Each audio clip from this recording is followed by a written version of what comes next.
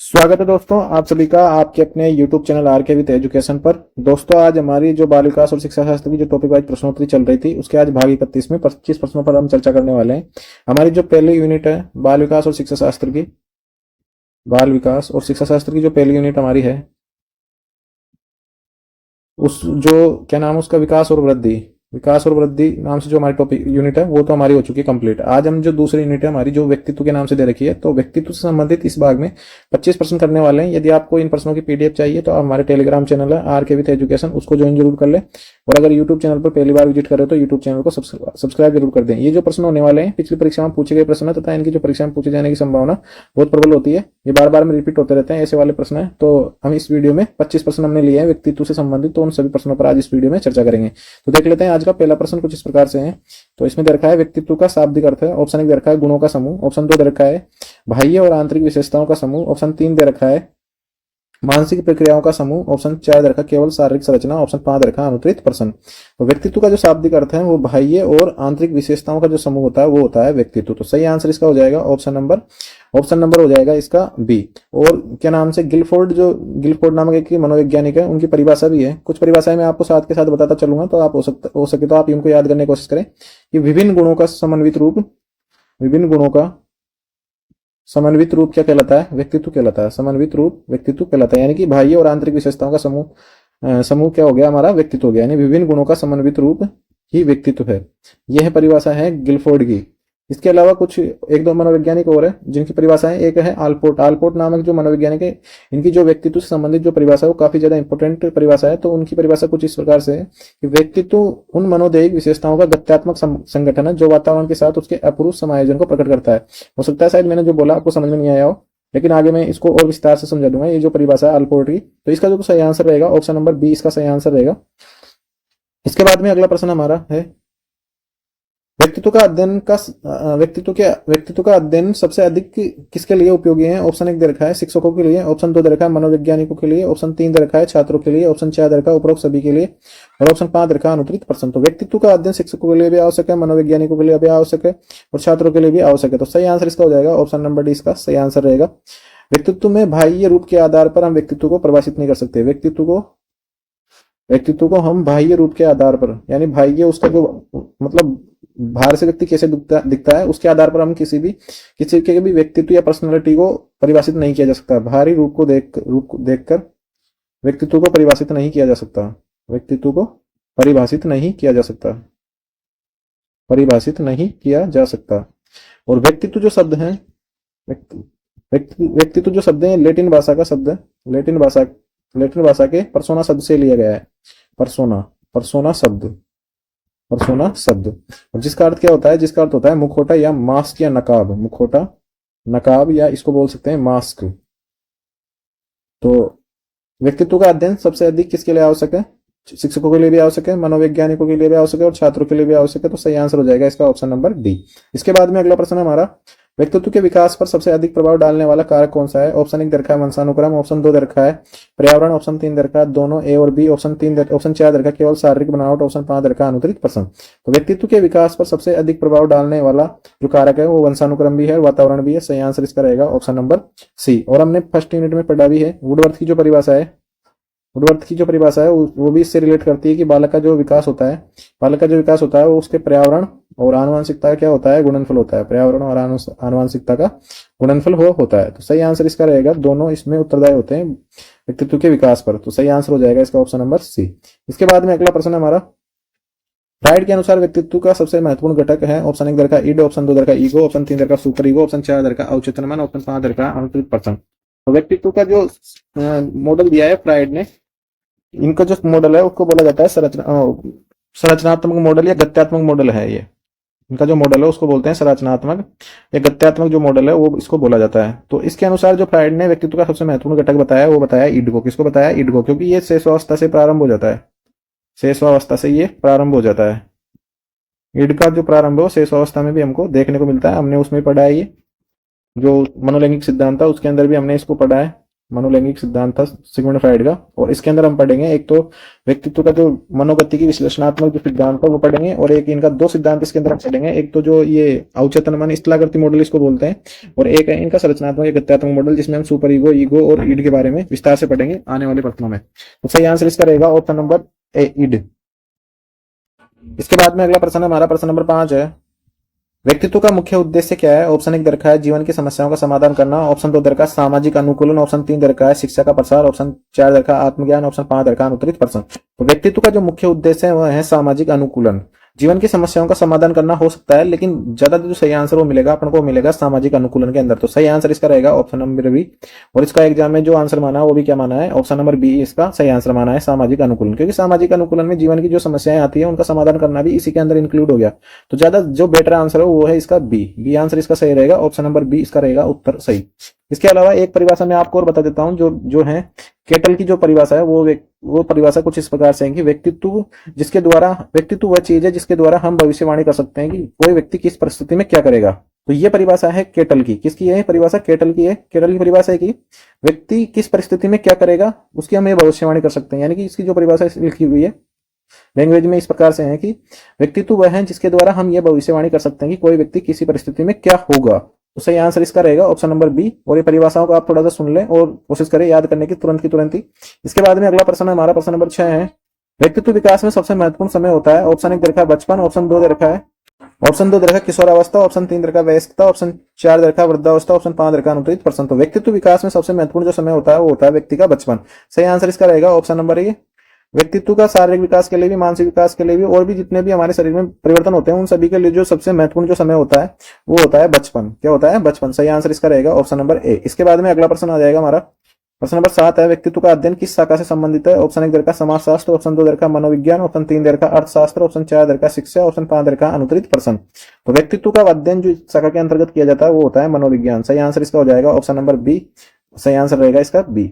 इसके बाद में अगला प्रश्न है, व्यक्तित्व के प्रकार बताने वाले विद्वान थे। ऑप्शन 1 दरका एडलर, ऑप्शन 2 दरका सेल्डन, ऑप्शन 3 दरका फ्राइड, ऑप्शन 4 दरका पियाजे, ऑप्शन 5 दरका है अनुत्तरित प्रश्न। तो इसके अंदर से जो व्यक्तित्व के प्रकार जिन्होंने बताए हैं वो है सेल्डन। सेल्डन ने व्यक्तित्व के प्रकार बताए हैं और इन्होंने 3 प्रकार के व्यक्ति बताए हैं। कितने प्रकार के बताए हैं? 3 प्रकार के व्यक्ति इन्होंने बताए। बी आंसर इसका सही रहेगा। एक तो इन्होंने बताया एंडोमार्फिक, एक हम ए दिया है इन्होंने एंडोमार्फिक। एक बताया इन्होंने मीजोमार्फिक, ये इंग्लिश नाम है मीजोमार्फिक। और एक बताया इन्हें मार्फिक। ये 3 प्रकार के इन्होंने नाम बताए। इनके अलग अलग नाम हो रहे हैं, जैसे इसका कोमल तथा गोलाकार इसको बोला जाता है, कोमल तथा गोलाकार। विसेरोटोनिया इसको बोलते हैं, विसेरोटोनिया। ये नाम भी काफी बार एग्जाम में पूछा गया है। इसके अलावा ये जो होते हैं ये होते हैं सोमेटोटोनिया। इनको सोमेटोटोनिया बोला जाता है। इनको बोला जाता है सेरिब्रोटोनिया। एक्टोमार्फिक जो होते हैं सेरिब्रोटोनिया इनको बोला जाता है। अब मैं इनको थोड़ा थोड़ा बता देता हूँ। अंडोमार्फिक जो व्यक्ति होते हैं ये होते हैं गोल मोटे होते हैं और हंसमुख होते हैं, मिलनसार होते हैं, और मतलब मिलनसार स्वभाव होता है, मतलब एक दूसरे के साथ में घुल मिल जाते हैं। इसके अलावा जो मीजोमार्फिक होता है इनको आयताकार भी बोला जाता है, आयताकार। ये होते हैं, इनके कंधे चौड़े होते हैं, पतली चमड़ी होती है, साहस और बहादुरी जैसे जोखिम वाले कार्य सेना और पुलिसों में ये अधिक रूप से पाए जाते हैं। तो ये हो गया हमारे पास में मीजोमार्फिक। इसके बाद में लंबाकार, ये जो एक्टोमार्फिक है इसको लंबाकार भी बोला जाता है, लंबाकार। तो इसमें जो व्यक्ति होते हैं जैसे लंबे हो गए, पतले हो गए, लेकिन उनकी बुद्धि क्या होगी? उनकी बुद्धि तेज होगी, सुकुमार हो गए, अच्छे दिखने वाले होंगे, हैंडसम होंगे, सृजनात्मकता पाई जाएगी, लज्जाशील हो गए और संकोची स्वभाव के ये जो होते हैं। इस प्रकार का जो वर्गीकरण है ये किया है सेल्डन ने। सही आंसर इसका रहेगा ऑप्शन नंबर बी। इसके बाद में अगला जो प्रश्न है हमारा, प्रश्न नंबर 9 है हमारा, व्यक्तित्व का कौन सा पहलू जन्मजात होता है? ऑप्शन 1 दरका सामाजिक, ऑप्शन 2 दरका शारीरिक, ऑप्शन 3 दरका सांस्कृतिक, ऑप्शन 4 दरका है मानसिक, ऑप्शन 5 दरका अनुत्तरित प्रश्न। तो व्यक्तित्व का कौन सा पहलू जन्मजात होता है? तो वो जो इनमें जो ऑप्शन दे रखा है इसमें जो शारीरिक कारक है ये बालक का जन्म से होता है। इसके अलावा सामाजिक, सांस्कृतिक और मानसिक इन सभी चीजों का विकास बाद में होता है। तो शारीरिक जो चीज संरचना है वो बच्चा जन्म से लेके पैदा होता है। तो सही आंसर इसका रहेगा ऑप्शन नंबर बी। इसके बाद में अगला प्रश्न हमारा, स्व अभिव्यक्ति से संबंधित कौन सा व्यक्तित्व का गुण है? ऑप्शन 1 दरका है अंतर्मुखता, ऑप्शन 2 दरका बहिर्मुखता, ऑप्शन 3 दरका है सहानुभूति, ऑप्शन 4 दरका आत्मविश्वास, ऑप्शन 5 दरका अनुत्तरित प्रश्न। तो जो जुंग का जो वर्गीकरण है, सबसे जो सर्वमान्य जो वर्गीकरण है, सर्वमान्य व्यक्तित्व का जो सर्वमान्य व्यक्तित्व का जो वर्गीकरण जो दिया है वो दिया है जुंग ने। और इसके अनुसार जो व्यक्ति पाए जाते हैं वो 3 प्रकार के होते हैं। एक तो होते हैं अंतराभिमुखी, अंतरामुखी बोलते हैं इसको, यानी कि इंट्रोवर्ट, इंट्रोवर्ट इंग्लिश में बोलते हैं इनको इंट्रोवर्ट। एक होते हैं एक्सट्रोवर्ट, एक्सट्रोवर्ट यानी बाह्य मुखी, बाह्य मुखी, इसको बोलते हैं एक्सट्रोवर्ट, एक्सट्रोवर्ट इसको इंग्लिश में बोला जाता है। एक होते हैं उभयमुखी, उभयमुखी, ये खैर ये किसी और ने बताया है, लेकिन जुंग ने जो बताया वो बताया अंतरामुखी, अंतरामुखी और बाह्यमुखी, लेकिन उभयमुखी का बताने वाले कोई और है। इनको इसको बोलते हैं एम्बीवर्ट, एम्बीवर्ट इसको बोलते हैं। और इसके अंदर जो अंतरामुखी जो व्यक्ति होते हैं एकदम मतलब ये अंतर्मुखी में मतलब अपने जो अपनी जो चीजें हैं उनको बताने का इनके पास में थोड़ा सा आत्मविश्वास की कमी इनके अंदर देखने को मिलती है। और ये मतलब चुप चुप रहने वाले होता है ये, लेकिन इनमें क्या होता है, इनमें लेखनशीलता अधिक पाई जाती है, सृजनात्मक भी होते हैं ये। और बाह्यमुखी क्या होते हैं, अपने जो इमोशन है उनको बाहर लोगों को दिखा पाते हैं, ये वाले होते हैं बाह्यमुखी। और उभयमुखी जो है इनको इसका जो ये उभयमुखी शब्द जो दिया है ये दिया है नेमान और नेमान, नेमान एक मनोवैज्ञानिक है, और याकोरजी ने, नेमान और याकोरजी ने, याकोर्जिनी, ये इस प्रकार के व्यक्ति होते हैं जिनमें अंतर्मुखी और बाह्यमुखी दोनों के जो गुण है वो पाए जाते हैं। तो स्व अभिव्यक्ति से संबंधित कौन सा व्यक्तित्व का गुण है, तो बाह्यमुखी जो व्यक्ति होते हैं वो अपनी अपने जो गुण है, अपनी जो मतलब दिक्कतें हैं या अपनी परेशानी है उनका वो बाहर प्रकट कर सकते हैं। तो ये हो जाएगा बहिर्मुखता। सही आंसर इसका रहेगा ऑप्शन नंबर बी। इसके बाद में अगला प्रश्न हमारा प्रश्न नंबर 11 है, मनोविज्ञान में व्यक्तित्व मापने के लिए उपयोग की जाने वाली विधि है। ऑप्शन 1 दे रखा है अवलोकन, ऑप्शन 2 दे रखा है साक्षात्कार, ऑप्शन 3 दे रखा है प्रश्नावली, ऑप्शन 4 दे रखा है उपरोक्त सभी। तो मनोविज्ञान में व्यक्तित्व को नापने के लिए अवलोकन विधि, साक्षात्कार विधि और प्रश्नावली विधि, तीनों विधियों का उपयोग किया जाता है। सही आंसर रहेगा इसका ऑप्शन नंबर डी, इसका सही आंसर रहेगा। इसके बाद में अगला हमारा प्रश्न है, व्यक्तित्व का जैविक आधार कौन सा है। ऑप्शन 1 दे रखा है मानसिक क्षमताएं, ऑप्शन 2 दे रखा है वंशानुक्रम, ऑप्शन 3 दे रखा है सामाजिक संबंध, ऑप्शन 4 दे रखा है शिक्षा, ऑप्शन 5 दे रखा है अनुत्तरित प्रश्न। तो व्यक्तित्व का जो जैविक आधार है वो है उसका वंशानुक्रम। सही आंसर हो जाएगा इसका ऑप्शन नंबर बी, इसका सही आंसर रहेगा। इसके बाद में अगला प्रश्न है हमारा, प्रश्न नंबर अगला है हमारा, व्यक्तित्व का पर्यावरणीय कारक कौन सा है। ऑप्शन 1 दे रखा है पारिवारिक वातावरण, ऑप्शन 2 दे रखा है विद्यालय, ऑप्शन 3 दे रखा है मित्र समूह, ऑप्शन 4 दे रखा है उपरोक्त सभी, ऑप्शन 5 दे रखा है अनुत्तरित प्रश्न। तो व्यक्तित्व का पर्यावरणीय कारक उसका पारिवारिक वातावरण भी हो सकता है, उसका विद्यालय भी हो सकता है, मित्र समूह भी हो सकते हैं। तो सही आंसर इसका रहेगा ऑप्शन नंबर डी, इसका सही आंसर रहेगा। इसके बाद में अगला प्रश्न हमारा प्रश्न नंबर 14 है, सुपर ईगो किसे दर्शाता है। ऑप्शन 1 दे रखा है नैतिकता को, ऑप्शन 2 दे रखा है इच्छा, ऑप्शन 3 दे रखा है सामाजिक दबाव, ऑप्शन 4 दे रखा है चिंतनशीलता, ऑप्शन 5 दे रखा है अनुत्तरित प्रश्न। तो सुपर ईगो किसे दर्शाता है, सुपर ईगो दिखाता है नैतिकता को। किसको दिखाता है, नैतिकता को इसको दिखाता है। मैं आपको इसका जो मॉडल है वो समझा देता हूँ थोड़ा सा। जो संरचनात्मक या गत्यात्मक मॉडल बोलते हैं, संरचनात्मक या गत्यात्मक मॉडल इसको बोलते हैं, गत्यात्मक मॉडल। यह है सिगमंड फ्राइड का, सिगमंड फ्राइड का यह मॉडल है। इसके अंदर जो होता है सबसे नीचे इसको इस प्रकार से है, नीचे तो है इड, क्या है इड, इसके बाद में है ईगो, इसके बाद में ईगो, और इसके बाद में है सुपर ईगो, सुपर ईगो। इसमें ये मान सकते हैं कि व्यक्ति की जो वर्तमान स्थिति है वो इसके अंदर है व्यक्ति की, और व्यक्ति में जो मतलब उसकी जो इच्छाएं हैं, इच्छाओं की जो पूर्ति होगी वो किसके द्वारा होगी, इड के द्वारा, इड के द्वारा। उसको इससे मतलब नहीं है कि काम गलत है या सही है, उसको इच्छाओं की पूर्ति करनी है, और ये इड है। और सुपर ईगो है जो ये बताता है कि भाई नैतिकता के स्तर को ये दर्शाता है, नैतिकता के स्तर को दर्शाता है, और ये हमको हमारी जो वर्तमान की स्थिति में वो में रखता है व्यक्ति को, यानी कि ये संतुलन बना के रखता है सुपर ईगो और ईगो के बीच में। तो इसका जो सही आंसर रहेगा, सुपर ईगो किसे दर्शाता है, नैतिकता को दर्शाता है। सही आंसर इसका हो जाएगा ऑप्शन नंबर ए। इसके बाद में अगला प्रश्न हमारा, शारीरिक व्यक्तित्व का प्रभाव मुख्यतः किस पर पड़ता है। ऑप्शन 1 दे रखा है बुद्धिमत्ता पर, ऑप्शन 2 दे रखा है मानसिकता पर, ऑप्शन 3 दे रखा है सामाजिकता पर, ऑप्शन 4 दे रखा है आत्मविश्वास पर, ऑप्शन 5 दे रखा है अनुत्तरित प्रश्न। तो शारीरिक व्यक्तित्व का प्रभाव शारीरिक व्यक्तित्व का प्रभाव मुख्यतः किस पर पड़ता है। तो इसका जो सही आंसर रहेगा वो रहेगा, शारीरिक व्यक्तित्व का जो प्रभाव मुख्यतः वो पड़ता है आत्मविश्वास पर। अगर उसका जो शारीरिक व्यक्तित्व अच्छा है तो उसका जो आत्मविश्वास है वो काफी अच्छा रहेगा। सही आंसर इसका रहेगा ऑप्शन नंबर डी। सही आंसर क्या रहेगा, ऑप्शन नंबर डी इसका सही आंसर रहेगा। इसके बाद में अगला प्रश्न हमारा प्रश्न नंबर 16 है, व्यक्तित्व की कौन सी विशेषता शिक्षण में सबसे अधिक सहायक है। ऑप्शन 1 दे रखा है सकारात्मक दृष्टिकोण, ऑप्शन 2 दे रखा है अंतर्मुखता, ऑप्शन 3 दे रखा है निराशावाद, ऑप्शन 4 दे रखा है असंवेदनशीलता, ऑप्शन 5 दे रखा है अनुत्तरित प्रश्न। तो व्यक्तित्व की कौन सी विशेषता शिक्षण में सबसे अधिक सहायक है, तो वो होगा उसका सकारात्मक दृष्टिकोण का होना। सही आंसर हो जाएगा ऑप्शन नंबर ए। यानी व्यक्ति के अगर कोई शिक्षक पढ़ाता है और अगर उसका किसी चीज को लेकर अगर सकारात्मक दृष्टिकोण है, सकारात्मक दृष्टिकोण है, तो उसका जो शिक्षण कार्य है वो काफी ज्यादा अच्छा रहेगा और प्रभावी रहेगा, अच्छा रहेगा और क्या रहेगा, प्रभावी रहेगा, और बालक को जो अधिगम करने में थोड़ी सहायता मिलेगी। तो सही आंसर इसका हो जाएगा ऑप्शन नंबर ए।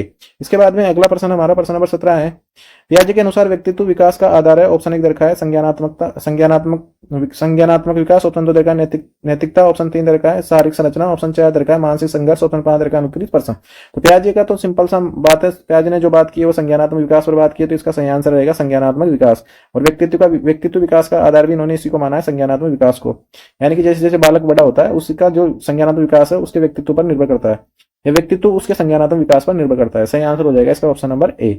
सही आंसर क्या रहेगा? ऑप्शन नंबर ए इसका सही आंसर रहेगा। इसके बाद में अगला प्रश्न हमारा, फ्राइड के अनुसार ईड का उद्देश्य है, ऑप्शन 1 दे रखा है नैतिकता का विकास, ऑप्शन 2 दे रखा है इच्छाओं की पूर्ति, ऑप्शन 3 दे रखा है सामाजिक संबंध बनाना, ऑप्शन 4 दे रखा है निर्णय लेना, ऑप्शन 5 दे रखा है अनुत्तरित प्रश्न। तो फ्राइड के अनुसार मैंने बताया आपको ईड होता है शैतान का घर। इसको किसी को मतलब ही नहीं है कि ये काम अच्छा है या काम बुरा है, इसको तो बस अपनी जो इच्छा है वो पूर्ति, इच्छाओं की पूर्ति होना चाहिए। लेकिन जब जैसे हमारे पास में कभी कभी हम कोई भी टीवी या सीरियल देखते हैं तो उसके अंदर जो एक व्यक्ति तो ये होता है और उसका एक मन बाहर निकल के आ जाता है उससे, और एक मन इधर आ जाता है। तो एक मन तो बताएगा भाई ये काम कर ले, ये अच्छा है, दूसरा बताएगा नहीं नहीं ये काम सही नहीं है। तो ये जो काम सही, जो काम गलत है और उसको सही बताने वाला जो है ना वो है ईड। और जो ये बताएगा ना हमको कि भाई हमारा जो काम है वो सही सही है और नैतिकता की ओर हमको नैतिक रखने का प्रयास करता है, वो होता है हमारा सुपर ईगो।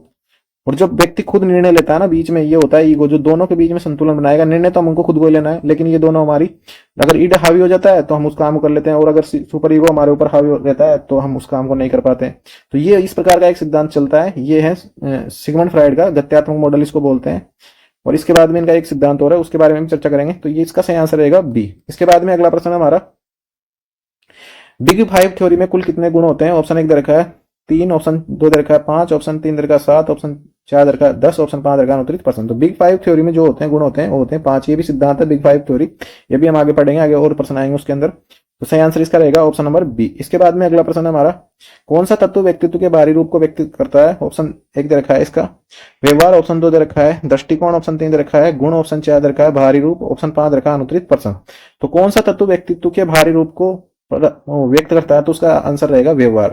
व्यक्तित्व का जो सबसे भारी रूप क्या होता है? उसका व्यवहार होता है। सही आंसर हो जाएगा इसका ऑप्शन नंबर ए, इसका सही आंसर रहेगा। इसके बाद में अगला प्रश्न है हमारा, प्रश्न नंबर 21 है, व्यक्तित्व के अंतर्गत कौन सा पक्ष आता है? ऑप्शन 1 दे रखा है शारीरिक, ऑप्शन 2 दे रखा है मानसिक, ऑप्शन 3 दे रखा है सामाजिक, ऑप्शन 4 दे रखा है उपरोक्त सभी, ऑप्शन 5 दे रखा है अनुत्तरित प्रश्न। तो व्यक्तित्व के अंतर्गत शारीरिक पक्ष भी आएगा, मानसिक पक्ष भी आएगा और सामाजिक पक्ष भी आएगा। तो ये हो जाएगा इसका ऑप्शन नंबर डी सही आंसर। इसके बाद में अगला प्रश्न हमारा, व्यक्तित्व विकास का प्रमुख उद्देश्य क्या है? ऑप्शन 1 दे रखा है शारीरिक बल बढ़ाना, ऑप्शन 2 दे रखा है पूर्णता प्राप्त करना, ऑप्शन 3 दे रखा है मानसिक संतुलन बनाना, ऑप्शन 4 दे रखा है शिक्षण में सुधार करना, ऑप्शन 5 दे रखा है अनुत्तरित प्रश्न। तो व्यक्तित्व विकास का जो प्रमुख उद्देश्य है वो है पूर्णता प्राप्त करना। सही आंसर इसका हो जाएगा ऑप्शन नंबर बी, क्योंकि जो शारीरिक बल बढ़ाना होता है, मानसिक संतुलन बनाना होता है, ये इससे संबंधित नहीं है व्यक्तित्व के विकास से। व्यक्तित्व के विकास संबंधित है पूर्णता प्राप्त कर लेना। सही आंसर हो जाएगा इसका ऑप्शन नंबर बी। इसके बाद में अगला प्रश्न हमारा, कौन से सिद्धांत में व्यक्तित्व को चेतन और अवचेतन के रूप में बांटा गया है? ऑप्शन 1 दे रखा है संज्ञानात्मक सिद्धांत, ऑप्शन 2 दे रखा है व्यवहारवादी सिद्धांत, ऑप्शन 3 दे रखा है मनोविश्लेषणात्मक सिद्धांत, ऑप्शन 4 दे रखा है सामाजिक शिक्षा सिद्धांत, ऑप्शन 5 दे रखा है अनुत्तरित प्रश्न। तो सिद्धांत जो है, एक तो है ये चेतन और अवचेतन और अर्धचेतन। चेतन, चेतन मन, एक होता है अर्धचेतन मन और एक होता है अवचेतन मन। ये 3 प्रकार के जो मन है, ये सिद्धांत दिया है सिगमंड फ्राइड ने, और काफी पॉपुलर ये सिद्धांत है, सिगमंड फ्राइड का ये सिद्धांत है। और इसको मनोविश्लेषणात्मक सिद्धांत भी बोला जाता है। मनोविश्लेषणात्मक सिद्धांत के अंतर्गत हम इसका अध्ययन करेंगे। तो ये सिद्धांत आने वाला है हमारे आगे वाले और भी प्रश्नों में। तो इसका जो सही आंसर रहेगा ऑप्शन नंबर सी, इसका सही आंसर रहेगा मनोविश्लेषणात्मक सिद्धांत। इसके बाद में अगला जो प्रश्न है हमारा, व्यक्तित्व को प्रभावित करने वाला पहला सामाजिक समूह है। ऑप्शन 1 दे रखा है परिवार, ऑप्शन 2 दे रखा है विद्यालय, ऑप्शन 3 दे रखा है मित्र, ऑप्शन 4 दे रखा है समाज, ऑप्शन 5 दे रखा है अनुत्तरित प्रश्न। तो व्यक्तित्व को प्रभावित करने वाला पहला सामाजिक जो कारक है वो अपना परिवार ही होता है। तो सही आंसर इसका हो जाएगा ऑप्शन नंबर ए। सही आंसर क्या रहेगा? ऑप्शन नंबर ए इसका सही आंसर रहेगा। इसके बाद में अगला प्रश्न हमारा, अंतर्मुखता का अर्थ क्या है? ऑप्शन 1 दे रखा है सामाजिकता, ऑप्शन 2 दे रखा है आत्मकेंद्रितता, ऑप्शन 3 दे रखा है सक्रियता, ऑप्शन 4 दे रखा है अनुकूलता, ऑप्शन 5 दे रखा है अनुत्तरित प्रश्न। अंतर्मुखता का मतलब हो गया आत्मकेंद्रित रहेगा, वो बालक किसी से ज्यादा बात नहीं करेगा, अपने आप में खोया रहेगा। इसका मतलब ये नहीं कि उसके अंदर टैलेंट नहीं होता, टैलेंट उसके अंदर होता है, वो सृजनशील हो सकता है, वो लेखक बन सकता है, वो कवि बन सकता है, बस उसके अंदर अपने जो भाव है उनको एक्सप्रेस करने की थोड़ी सी मतलब झिझक होती है, और आत्मकेंद्रित वो होता है। तो सही आंसर इसका हो जाएगा ऑप्शन नंबर बी। इसके बाद में अगला प्रश्न है हमारा 26वां, व्यक्तित्व का विकास किससे शुरू होता है? किससे शुरू होता है? ऑप्शन 1 दे रखा है जन्म के बाद, ऑप्शन 2 दे रखा है शेष अवस्था से, ऑप्शन 3 दे रखा है किशोरावस्था से, ऑप्शन 4 दे रखा है वयस्कता से, ऑप्शन 5 दे रखा है अनुत्तरित प्रसंग। तो व्यक्तित्व का जो विकास है वो जन्म के बाद स्टार्ट हो जाता है। सही आंसर इसका हो जाएगा ऑप्शन नंबर ए। सही आंसर क्या रहेगा? ऑप्शन नंबर ए इसका सही आंसर रहेगा। इसके बाद में अगला प्रश्न हमारा प्रश्न नंबर 27 है। व्यक्तित्व में रुचि और दृष्टिकोण का संबंध है। ऑप्शन 1 दे रखा है शारीरिक बनावट से, ऑप्शन 2 दे रखा है मानसिक विकास से, ऑप्शन 3 दरका सामाजिक गतिविधियों से, ऑप्शन 4 दरका व्यक्तिगत गुणों से, ऑप्शन 5 दरका अनुत्तरित प्रसंग। तो व्यक्तित्व में रुचि और जो दृष्टिकोण का संबंध है वो उसके व्यक्तिगत जो गुण है उसी से संबंधित होते हैं। सही आंसर इसका डी सही आंसर रहेगा। तो दोस्तों ये थे हमारे 27 प्रश्न है आज के, जो हमने व्यक्तित्व से संबंधित इसमें हल किए हैं। ये प्रश्न जो सारे के सारे हैं पिछली परीक्षा में किसी न किसी परीक्षा में किसी न किसी रूप में पूछे गए हैं। यदि आप इन प्रश्नों की पीडीएफ चाहते हो तो आप हमारा टेलीग्राम चैनल है आरके विद एजुकेशन, उसको ज्वाइन जरूर कर लें। और बहुत जल्द हम जो टीचिंग मेथड की वस्तुनिष्ठ प्रश्नों की सीरीज है वो हम लेके आने वाले हैं। अब रीट की विज्ञप्ति जारी हो गई है, लगभग 70-75 दिन इसमें बचे हैं, तो आप अपनी तैयारी को कंटिन्यू रखें। और किसी प्रकार की सहायता के लिए आप हमारे टेलीग्राम चैनल है उस पर मैसेज कर सकते हो, और पीडीएफ वगैरह आपको नोट्स की वहां पे मिल जाएगी। और ऐसे वीडियो देखने तथा जॉब संबंधी और भी अपडेट के लिए आप हमारे यूट्यूब चैनल पर बने रहे और यूट्यूब चैनल को शेयर जरूर कर दें।